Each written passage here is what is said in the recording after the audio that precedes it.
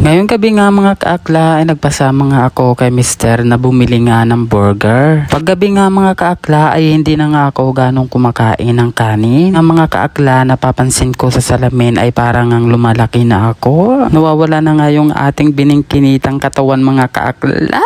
Kaya naman mga kaakla natatakot na nga ako pag ganun na nga. Alam nyo na baka maghanap ng iba si Mister na mas sexy sa atin. Kaya dapat alagaan natin ang ating body figure mga kaakla. Habang naglalakad nga kami dyan ay naglalandian kami. O diba, ingit na naman yung iba dyan.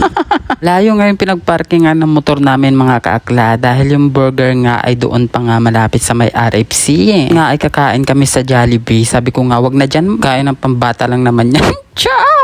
Just lang mga kaakla. Di na nga ako nagkakain nga ng kanin mga kaakla. Kaya naman pagdating nga namin dito sa bahay, ayan, naghanda ko na ng makakain nga si Mister. Ako naman nga ay putlong na nga lang yung kakainin ko dahil burger nga sana yung bibilhin ko kaso wala na, ubos na sila doon. Kaya naman, ayan na nga lang yung binili namin. Parehas lang naman yan. Marami nga rin dalang ulam si Mister kaso nga ay hindi ko nga kinain. Nilagay ko na nga lang muna siya sa ref para kinabukasan ayan na nga lang yung uulamin ko. Halos maubos ko nga rin dyan yung isang 1.5 nga na coke. O diba, lamonera si akla. Sinusubuan nga ako ng kanin ni Mr. Jan kaso nga sabi ko ay hindi nga ako kakain ng kanin for today's video mga kaakla. Maraming kanin nga yung kinakain ko paggabi nga mga kaakla ay nahihirapan nga akong huminga. Kaya naman sabi ko nga kay Mr. ay itatry ko nga paggabi ay hindi na nga muna ako kakain ng kanin. Sabi ko nga sa kanya ay pag-araw na nga lang ako kakain ng kanin. Pero pag-araw naman ay bumabawi nga ako ng kain mga kaakla.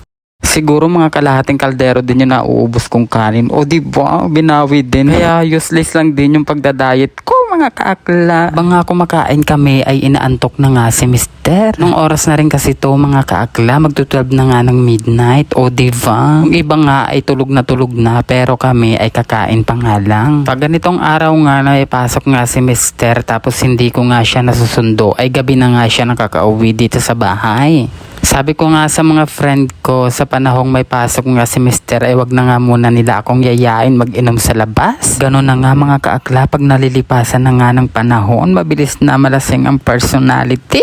Char!